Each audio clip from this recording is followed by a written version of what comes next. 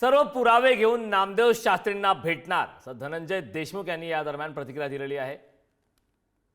तर नामदेव शास्त्री यांनी धनंजय मुंडे यांना पाठिंबा दिल्याच्या नंतर आता धनंजय देशमुख यांनी प्रतिक्रिया दिली आहे। नामदेव शास्त्रींना चुकीची माहिती दिली असावी असं देशमुखांनी म्हटलेलं आहे। नामदेव शास्त्रींकडेच न्यायाची मागणी करणार असंही धनंजय देशमुख यांनी म्हटलेलं आहे। तर नामदेव शास्त्री यांनी दिलेल्या पाठिंब्यानंतर राज्यभरात या संदर्भात चर्चांना उधाण आलं होतं।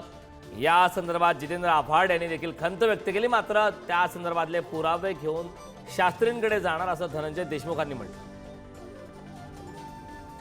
सगळी अपुरी माहिती त्यांच्याकडे असल्यामुळे ते असं बोलले। खरी माहिती अशी आहे की खंडणीसाठी ते आरोपी सगळे मसाजोगच्या प्लॅन्टवर आले होते आवादाच्या। त्यांनी आमच्या गावातील दलित बांधव अशोक सोनवणे याला मारहाण केली, काठ्याने मारलं। त्याचे CCTV फुटेज आपल्याकडे आहेत।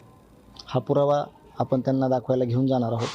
येत्या रविवारी म्हणजे परवा दिवशी भगवानगडावर नामदेव महाराज शास्त्री आदरणीय त्यांना आम्ही हे सगळे पुरावे घेऊन जाऊ आणि त्यांनाच न्याय मागू।